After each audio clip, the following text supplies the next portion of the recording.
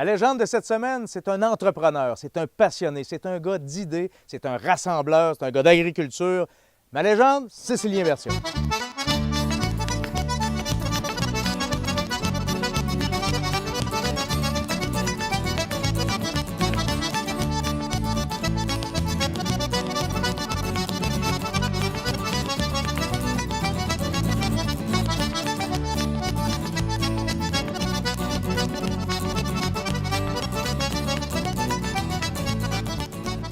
Bienvenue, ma légende de cette semaine, Cécilien Berthiaume. Salut Martin, ça va Wow, bien? ça va très bien. Je suis content que tu sois là Ah, t'es gentil.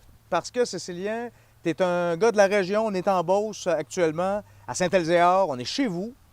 Tu es un gars d'agriculture. Ça a fait partie de ta vie toujours. C'est clair, c'est Hein? sûr. C'est clair. Si quelqu'un veut te connaître, là, maintenant, aujourd'hui, qui est Cécilien Berthiaume? Qu'est-ce que tu fais? Puis on peut faire le tour un peu de toutes tes implications. Puis ensuite, on va aller un petit peu plus Fait que, oui, en agriculture, production porcine. Ouais, aujourd'hui, nous autres, on a une ferme porcine, on a 1800 truies. On a 1650 truies en production. On produit une quarantaine de mille porcelets. On fait la mise en marché de tous nos porcs qui se rendent jusqu'à l'abattoir. On a une approche bien-être, on s'associe beaucoup de l'environnement. On a mis beaucoup d'emphase au niveau de l'environnement, des toitures, tous les plans, toute la fertilisation est faite à base de plans agro-environnementaux. Mon fils François, c'est lui qui s'occupe de ça, m'a dit il est classe au bon Oui. numéro là-dedans. Puis, c'est ça, là, je suis plus, ça c'est à matin ce qu'on vit. Puis, on a des terres, on n'a pas beaucoup, mais on a pour...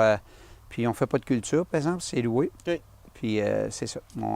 Mes enfants sont là pour prendre la relève, là, Ça. maintenant. Différentes entreprises. Tu es beaucoup impliqué en agriculture, mais tu as aussi, dans l'immobilier, tu as des quincailleries. Oui, c'est ça. On a 2 quincailleries Rona, là, que je loue à Rona, là, sur un bail. OK. Puis immobilier aussi. On a des condos. Bien, on a une compagnie de construction. On a une compagnie dans l'immobilier, une compagnie de construction. Puis, c'est ça, là, on a construit des condos à Saint-Ézéar là, pour les personnes retraitées. Là. Dans une petite municipalité comme Saint-Ézéar, faire 16 condos, c'était un peu... défi. C'était un grand défi. Je pensais jamais que le défi serait aussi grand que ça. OK. Entre un objectif puis d'y arriver, des fois... mais là, c'est le fun. Là, les gens ont accepté. J'ai beaucoup de personnes qui y vivent maintenant. J'ai juste des beaux commentaires. Ça, m'a dire, je pense que dans la vie, quand tu es un entrepreneur, là, celui qui calcule sa réussite sur de l'argent, il s'est trompé. Celui qui calcule sa réussite sur l'environnement dans lequel que tu travailles, la satisfaction des gens qui t'entourent, pour moi, là, c'est ça le vrai bonheur. C'est ça. Wow! T'es rendu. Est-ce que tu as toujours pensé ça de même? Ah oui, m'a dire. Oui. Moi, je suis un plus vieux de famille, là. Puis chez nous, c'est très, très familial. On a une culture du côté de Berthiaume, là, où mon grand-père, mes tantes, mes oncles, les parties de famille, la culture de donner, de voir préparer des petits spectacles pour qu'on s'amuse quand on était jeune, de nous faire participer. Mon grand-père a sa façon de montrer qu'on était des bonnes personnes. On avait toujours un bon petit mot de notre grand-père en disant qu'on était bon, on était meilleur parce qu'on se faisait dire qu'on était bon. Ça fait que c'était encourageant. Puis, Ouais. Puis mon père a fait la même affaire, puis c'était de fil en aiguille.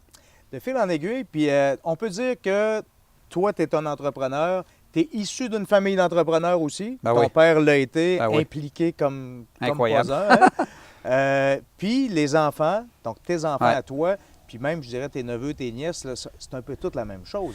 Ils sont Ouais. dans ça. Ouais. Voilà. Sur nous autres, on était 6 enfants, avec 5 gars, une fille.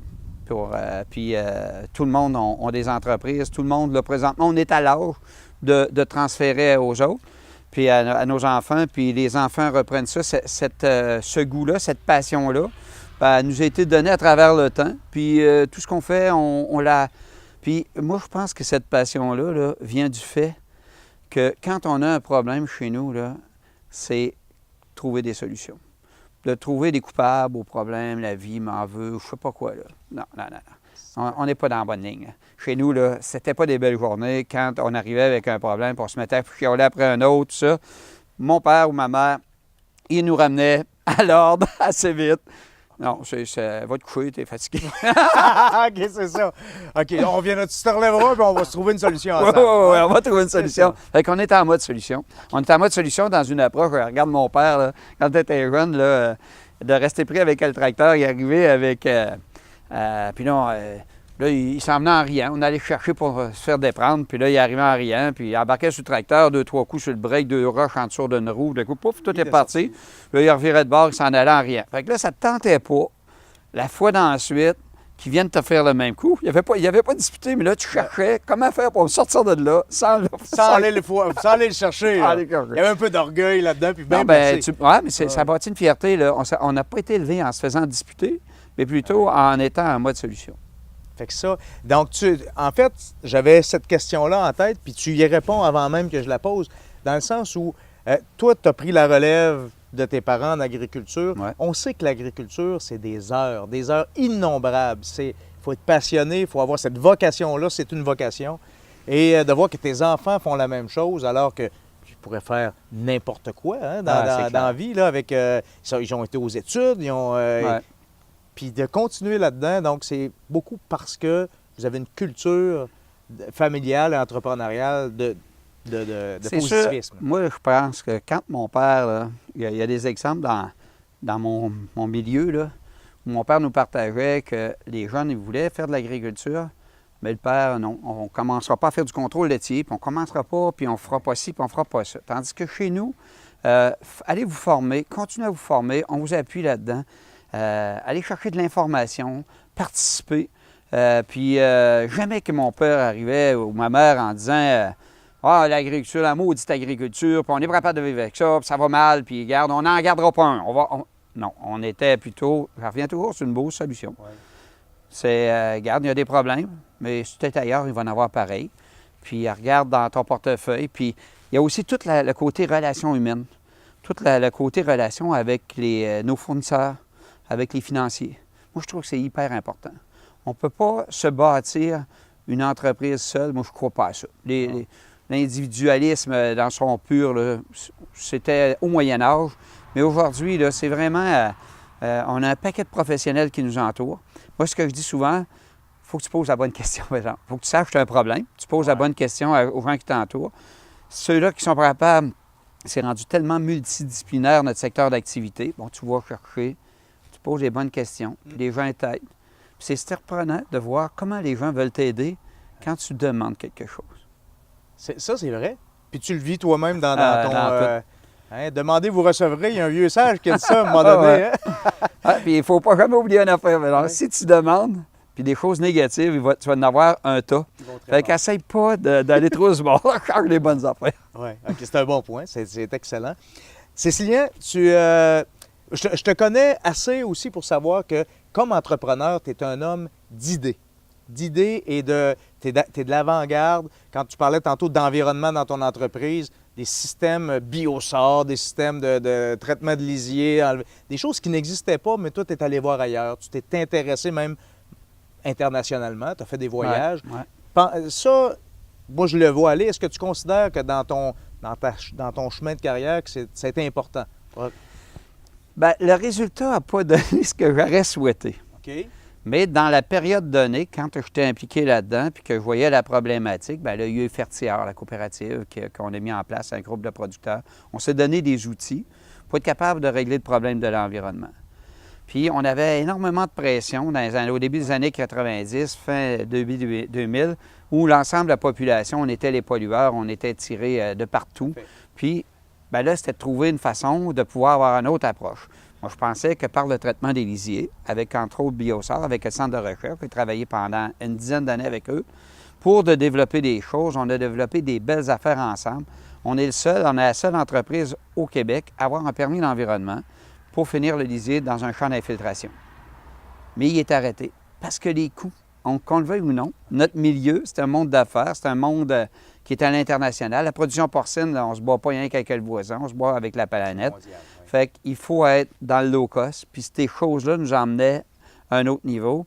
Fait qu'on a pris la méthode douce. Mon fils François s'occupe énormément de ses receveurs des producteurs qui reçoivent des lisiers. Il met une attention très particulière pour créer une belle relation entre eux autres par rapport à leurs besoins, pour faire en sorte qu'à matin, on est capable d'épandre nos lisiers sur des terres qui répondent aux besoins de la plante. C'est biologique, ça se fait de façon agronomique, c'est de la vie qu'on met au sol. Ce que tu me dis là, c'est que d'être à l'avant-garde, d'avoir des projets, tout ça, ça a ses avantages, mais ça a aussi son lot d'inconvénients, donc des fois, ça marche pas. Des fois, ça marche pas, puis il m'a dit « t'as rien qu'à payer ». T'as rien qu'à payer. Qu'est-ce que ça à faire? Ça, il m'a dit « ça m'a coûté cher ». J'ai regardé longtemps les terres qui étaient autour de chez nous en me disant « j'ai peut-être pas fait le bon choix », mais quand on croit à quelque chose, ça nous emmène sur un autre plateau. Parce que si tu te limites à ce qui n'a pas réussi parfaitement, ben, tu ne peux pas vivre le futur. Tu es accroché dans le passé. Ouais. Fait que moi, là, de m'accrocher dans le passé, là, ça ne dure pas trop longtemps. Tu m'as vu là, au niveau des éleveurs de porc, là, que j'avais une visée là, de pouvoir représenter les éleveurs au niveau provincial. Ça n'a pas fonctionné. Bon, ça n'a pas duré 3 semaines, ça a duré quelques jours. Un peu de nostalgie au départ parce qu'on vit des rêves, hein? On veut avoir des choses. Mais de ne pas l'avoir, là, des fois, c'est la bonne affaire aussi. Ouais. C'est pas parce que tu n'as pas quelque chose que tu as perdu quelque chose. C'est parce que tu ne dois pas y aller.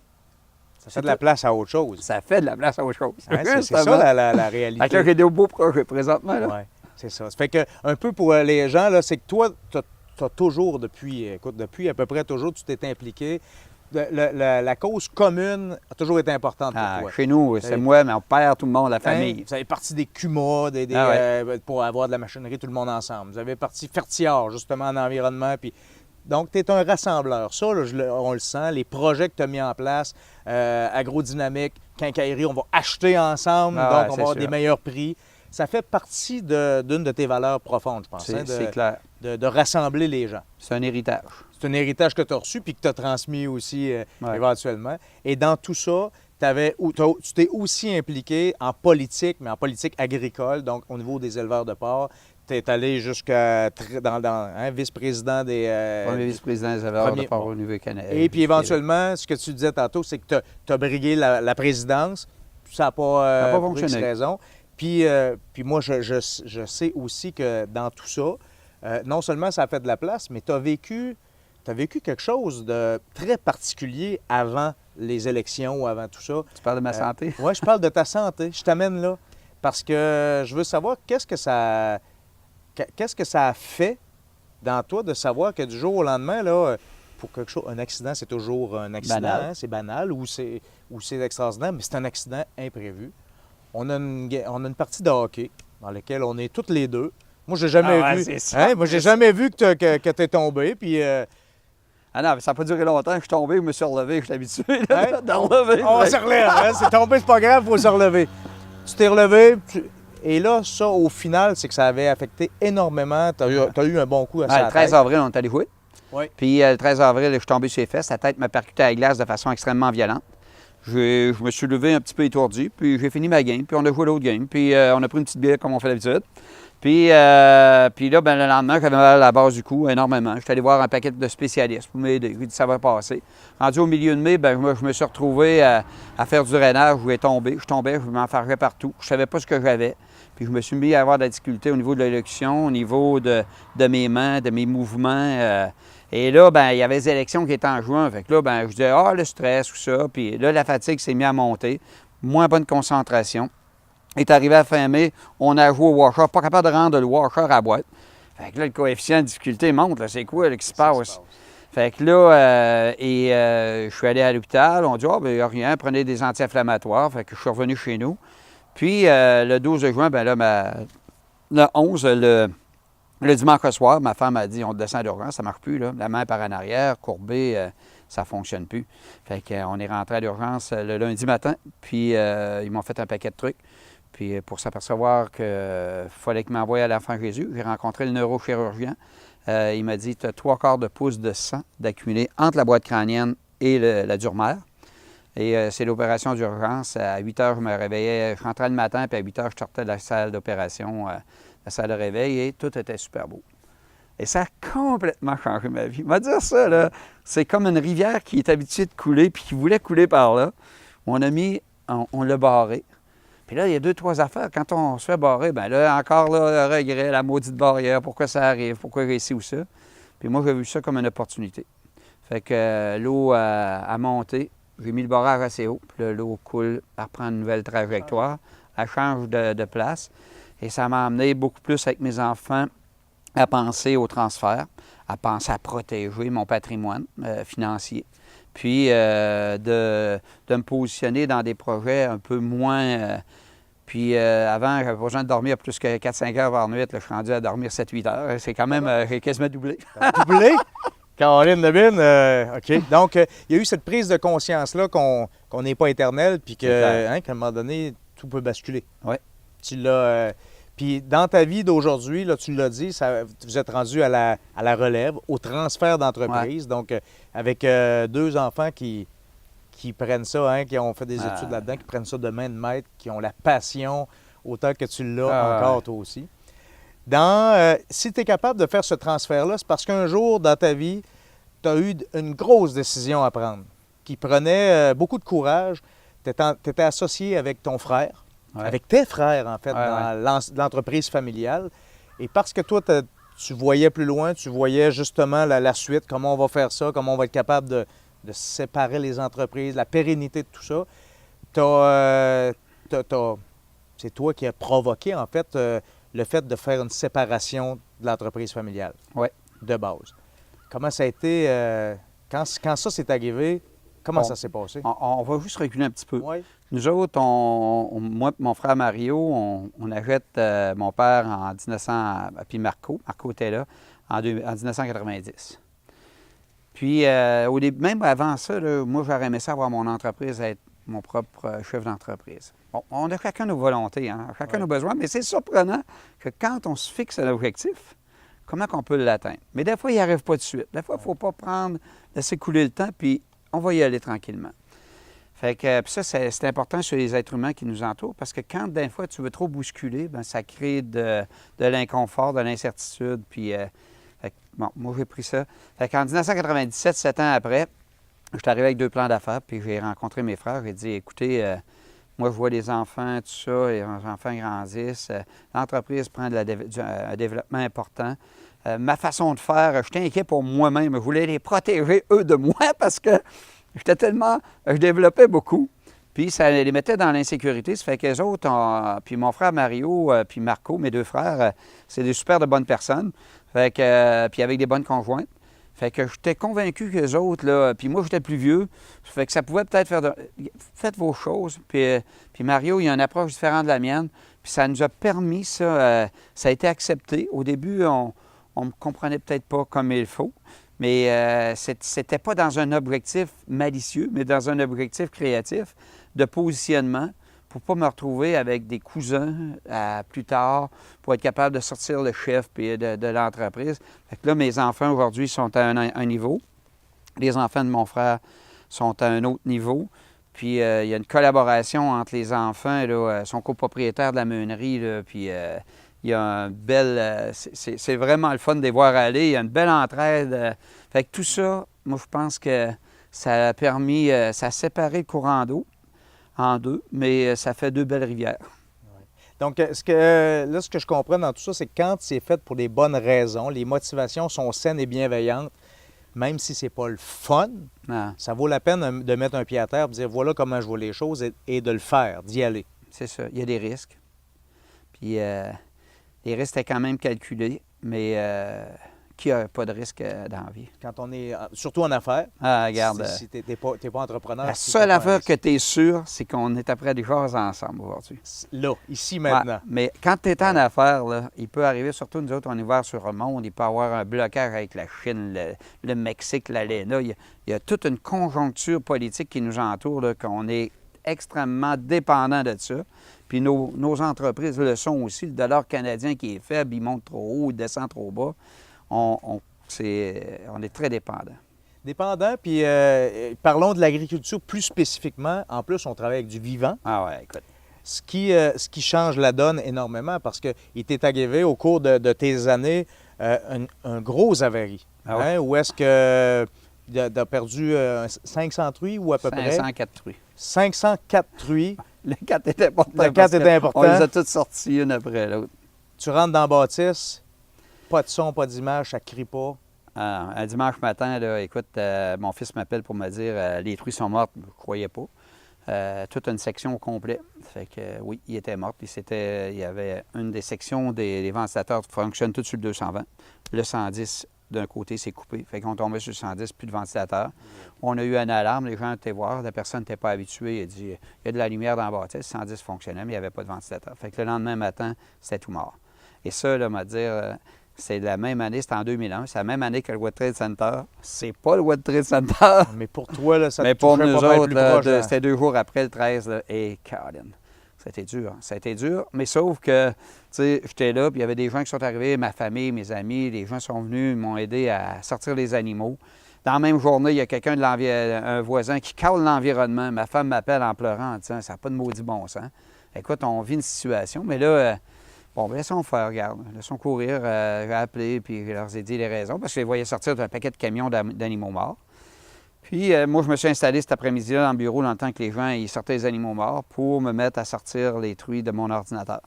Fait qu'il y avait 13 truies par pack. Fait que premier numéro, sort. Fait que, m'a dit, tout à coup, là, les larmes sont mises à couler. Tu sais, j'étais tout seul là, à mon bureau à faire ça.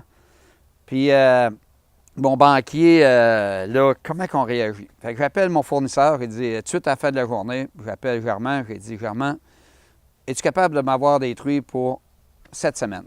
Il dit, là, on ne baisse pas le gaz, on garde le gaz au même niveau. De toute façon, si je n'ai pas de truies, je ne pourrais pas faire des paiements, fait que je peux bien pleurer. Je trouverais bien le financement, là, ou à moins qu'il me lâche. Fait qu'il dit, correct. Fait que là, les truies sont rentrées, puis le lundi matin, bien, le banquier m'a appelé. Puis pour savoir, parce qu'il avait su par sa famille que ça n'avait pas bien été, ouais, pour avoir mon attitude par rapport à ça. Fait que quand j'ai dit, écoute, Germain, moi, là, c'était une tabarouette d'épreuve. Je trouve ça plate en sacrifice. Tu sais quoi tu fais? Puis il dit, les trucs sont déjà rachetés. Il dit, il faut falloir que j'ai du financement pour repartir. Puis il dit, garde, c'est une épreuve, mais je ne commencerai pas à baisser les bras là. Fait que, puis quand j'ai passé au feu aussi avec les quincailleries, là, en 2009, ça aussi, ça a été une méchante volée, là. Parce que depuis 2 ans que je m'impliquais gros, on avait fait un plan de redressement. Puis on était des associés là-dedans. Puis le matin, j'arrive, on m'appelle, il est 9 h le soir. On avait un petit meeting avec les employés, ce qu'on appelait du souper pizza, où on discutait ensemble pour motiver les troupes. Puis on m'appelle 2 heures plus tard, à 9 h, un voisin pour me dire le feu, c'est un quincaillerie. On venait de sortir d'un plan de redressement, ça se remettait à rouler. Elle m'a dit, ce soir-là aussi, la rivière a changé de cap. J'étais dans un petit bassin tranquille, l'eau dormait, ça allait bien. Là, il s'est fait une brèche ce soir-là. Fait que là, c'est comment tu apprends à brèche. Là, ta chaloupe tourne en descendant. Oui. Puis au final, toujours la même chose? Au final, on s'est repris en main. Les associés ont été très... On avait une belle complicité, les associés ensemble. On s'est tenus très fort ensemble. Fait que, on a passé à travers l'épreuve. Puis ça s'est fait toujours la transparence. Tout le temps le mot. De penser être en affaires, surtout aujourd'hui avec Internet, la vitesse que l'information se passe. Les crosseurs, oui, c'est ça. Ouais. Ça, là, un coup, tu as perdu ça, là, m'a dit la confiance, tu as tout perdu. Ça coûte cher. Les gens, c'est la personne d'abord. Tu l'as vu avec tes créanciers. Hein, c'est quoi ton attitude? Mes associés. Les associés, les gens qui t'entourent. Un coup dur, ça se passe si tu es honnête, tu dis les choses, puis les gens vont être là avec toi. Oui, Ils veulent savoir comment tu vas réagir. C'est ça. Action. Action. On y va. Cécilien, on a... écoute, la demi-heure est pratiquement déjà terminée. Encore. Ça va toujours trop vite, ces affaires-là. Parce que j'aimerais les valeurs que toi, tu as reçues de tes parents, Normand et Thérèse, les valeurs que tu as transmises. Il y en a 3-4 que j'ai vues parce que vous avez, vous autres, là, pris le temps de regarder pourquoi de famille en famille ça se passe, pourquoi ça continue. Puis, es-tu capable de me les nommer? Il y en a 3 ou 4. On a minimum, en commençant, la valeur familiale. De se bâtir, on ne fait pas des amis à travers la planète. Si tu n'es pas capable d'être proche dans ton milieu, le noyau, moi, je suis chanceux parce que je suis venu au monde dans une belle famille avec des belles valeurs. D'être venu au monde en Afrique où des problèmes de santé et tout ça, là, chez nous, au moins, on est venu au monde d'embauche. Mes parents, c'était rien de parfait. Hein? On ne jouait pas les choses parfaites, là, ça, c'est d'infime. La vraie vie, c'est pas de même. mais au moins, il y a des belles bases. Fait que ça, on nous a appris aussi nos engagements. L'engagement, le respect de nos engagements. Quand tu t'impliques dans quelque chose, tu t'es engagé envers un livrable, puis l'honnêteté, la transparence. Parce que ça, là, comment tu veux être capable de passer à autre chose? Puis ça prend une mémoire de fou pour être capable de te rappeler toutes tes niaiseries, tout ce que tu as dit. Fait que nous autres, on n'est pas assez, moi en tout cas, m'a parlé pour moi, je suis pas assez brillant pour m'en souvenir de... Toutes les histoires que tu pourrais raconter. J'aime autant être bien clean. Des fois, je suis peut-être trop. Ah non, on n'est jamais trop. On n'est jamais trop. Écoute, maintenant, je termine avec toi, Cécilien, en te demandant, un jour, hein, il y a une fin à notre vie, on est de passage sur Terre, c'est une vraie certitude pour tous. Quand ça va être fini, qu'est-ce que tu aimerais que les gens racontent? La légende que tu aimerais que les gens racontent sur Cécilien Berthiaume après? Ben, je sais pas, un entrepreneur, un gars de gang, quelqu'un qui voulait pas juste réussir tout seul, une personne qui croyait énormément, qui croyait vraiment au groupe, qui croyait vraiment aux valeurs de travailler ensemble, puis les gens qui t'entourent. Je sais pas, point, pas plus compliqué que ça. Pas plus compliqué que ça, mais c'est tout ça. Hein? De savoir que les gens... Puis moi, j'ai le goût de dire aussi, j'ai l'impression en tout cas que l'héritage que tu vas nous laisser sans aucun doute, c'est que tu es un gars d'idées.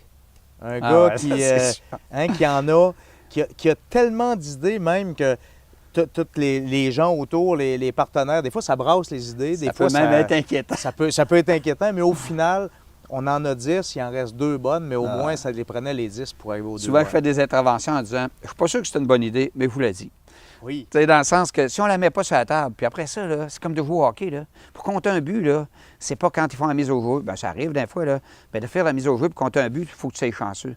Mais la rondelle, là, elle s'en va d'un joueur à l'autre, puis tu finis par le mettre ton but. Il se rapproche. Il se rapproche. Fait que moi, je vois que c'est l'interaction. Ça fait que l'idée, la rondelle et les idées. J'ai envie que tu le finisses en me donnant un peu l'anecdote tantôt avant qu'on commence. Tu me disais, l'expérience m'a appris que pour rentrer dans une maison quand j'étais jeune, puis aujourd'hui, il y a une différence. Raconte-moi cette différence-là. Au début, là, mes idées, là, ils étaient vite. De toute façon, il y a du monde qui dit que c'est encore vite, là, mais... Oui. Fait que mes idées étaient vite dans le sens que je vais atteindre l'objectif. L'objectif, c'était une maison. L'analogie est la maison qui est l'objectif. Puis moi, je me disais, si je vais trouver une façon de rentrer, écoute, je vais monter, passer par la cheminée, on va sûrement trouver une fenêtre, on va trouver une porte, on va forcer un peu la porte, on va cogner, on va brasser un peu autour, puis ça va ouvrir. Maintenant, je me dis, si je veux vraiment rentrer dans cette maison-là, j'ai juste à en parler autour de moi, puis des fois prendre un peu de temps. Puis c'est incroyable de voir que les gens qui sont autour de toi, comment, quand tu veux avoir quelque chose, comment ils sont capables de t'aider. Puis c'est une question de communication. Puis il y en a peut-être un qui va arriver avec une clé. Ah, ben oui, pourquoi pas. Passer par la grande porte, pourquoi pas. Ah oui, qui n'arrête pas de fesser. On va lui donner la clé. On va lui donner, ça va être bien plus simple. Merci beaucoup. Merci de ta collaboration. Merci de ta générosité aussi de nous partager tout ça. Puis, c'est moi qui te remercie, Martin. C'est vraiment gentil. Bonne continuité. Merci, Cécilien. Ah, c'est le fun. Bye-bye. J'espère que vous avez bien compris que la famille, que notre entourage et surtout notre attitude à découvrir le beau et de se relever en disant « OK, il y a certainement une solution », ça fait partie du bonheur, ça fait partie de la réussite.